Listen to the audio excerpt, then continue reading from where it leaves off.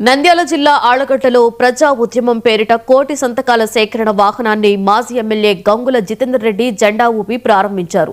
Medical కాలేజీల ప్రైవేటీకరణను వ్యతిరేకిస్తూ చేపట్టిన ఈ ఉద్యమంలో ఇప్పటికే 60,000 సంతకాలు సేకరించినట్లుగా ఆయన తెలిపారు. సేకరించిన వినతి పత్రాలను నంద్యాల జిల్లా కేంద్రానికి తరలిస్తున్నట్లుగా తెలిపారు. ఈ కార్యక్రమంలో వైసీపీ రాష్ట్ర ప్రధాన కార్యదర్శి భూమా కిషోర్ రెడ్డి, ఎంపీ గజ్జల రాఘవేంద్రరెడ్డి పాల్గొన్నారు.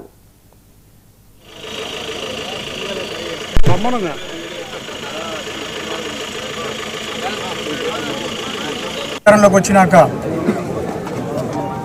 రాష్ట్రంలో కొత్తగా వచ్చిన జగన్మోహన్ రెడ్డి గారు తీసుకొచ్చిన 17 మెడికల్ కాలేజీలని దాదాపు దాంట్లో 9 పూర్తవగా దానిని ఈరోజు ప్రైవేటీకరణ చేయాలనే ఉద్దేశంతో పీపీఏ పద్ధతిలో ఈరోజు ప్రైవేటీకరణ చేయాలని చెప్పి చూస్తుంటే దానికి నిరసనగా మా వైఎస్ఆర్సీపీ పార్టీ సంతకాల సేకరణ ప్రజల దగ్గర నుండి మద్దతు కోరుతూ సంతకాల సేకరణ మొదలుపెట్టి దాదాపు నెల రోజులుగా వస్తుంది. ఈ రోజుకి ప్రతి నియోజకవర్గం నుండి కూడా 60,000 మంది ప్రజలు స్వచ్ఛందంగా వాళ్ళు సంతకాలు పెట్టి మద్దతు తెలపడం జరిగింది. ఈరోజు ఇవన్నీ కూడా ఈరోజు ఆర్లగడ్డ నుండి నంద్యాల హెడ్ క్వార్టర్కి, మా ఆర్లగడ్డ నియోజకవర్గానికి సంబంధించినవన్నీ కూడా నంద్యాల హెడ్ క్వార్టర్కి పంపించడం జరుగుతుంది. రేపు 17వ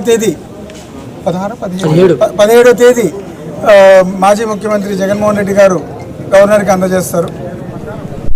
ఏదైతే ప్రభుత్వ మెడికల్ కాలేజీని ప్రైవేటీకరణ చేయడాన్ని వ్యతిరేకిస్తూ వైఎస్ఆర్సీపీకి ఏదైతే కోటి సంతకాల సేకరణ కార్యక్రమం మొదలుపెట్టిందో అందులో భాగంగా ఈరోజు 60,000 సంతకాలు ఆలగడ్డ తాలూకా నుంచి ఏదైతే పూర్తి చేయడం జరిగిందో అవన్నీ కూడా నంద్యాల జిల్లా కేంద్రానికి పంపించడం జరుగుతూ ఉంది. ఈరోజు 60,000 సంతకాలు మేము సేకరించగలిగాము ఒక తాలూకాలో అంటే ఈ ప్రభుత్వం మీద ఎంత వ్యతిరేకత వచ్చింది, ఈ సంవత్సరంన్నర కాలంలో 2 సంవత్సరాల కాలంలో ఎంత వ్యతిరేకత వచ్చింది అనేది ప్రజలందరూ కూడా అర్థం చేసుకోవాలి. అంటే మీరు తీసుకుంటున్న నిర్ణయాలు ప్రజా వ్యతిరేక నిర్ణయాలు అనేవి కూడా మీరు కళ్ళు తెరుచుకోవాలి. ఇప్పటికి కూడా తెరుచుకోకుండా ఏదో కక్షపూరితంగా మేము చేస్తాము, ప్రతి దగ్గర కక్ష సాధిస్తాము, ఆ కక్ష సాధింపే మాకు ధ్యేయము, ప్రజల సంక్షేమం కానీ ప్రజలకు మంచి చేయాలని కానీ రాష్ట్ర అభివృద్ధి కానీ మా ధ్యేయం కాదు అనే విధంగా ఈ ప్రభుత్వం వ్యవహరిస్తుంది.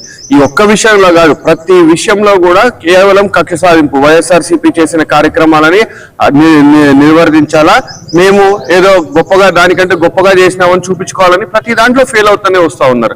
ఈరోజు రైతుల సంగతి తీసుకుంటే ఈరోజు మొక్కజొన్న రైతులు, అరటి రైతులు, జొన్న రైతులు ప్రతి ఒక్కరు ఏ విధంగా ఇబ్బంది పడుతున్నారో మనం చూస్తా ఉన్నాం. మొక్కజొన్న రైతులు అందరు కూడా ఇప్పటికీ నెలన్నర అయింది, కేవలం పేపర్లకు పరిమితమైన నాయకులందరూ కూడా వాళ్ళ వాగ్దానాలు వాళ్ళ మాటలు ఏదో ఇప్పుడు చెప్పినా ముఖ్యమంత్రికి రేపు వచ్చేస్తుంది డబ్బులు, రేపు వీళ్ళని ఆదుకుంటున్నారు, ఇన్పుట్ సబ్సిడీ వచ్చేస్తుంది, ఇంకోటి వస్తుంది.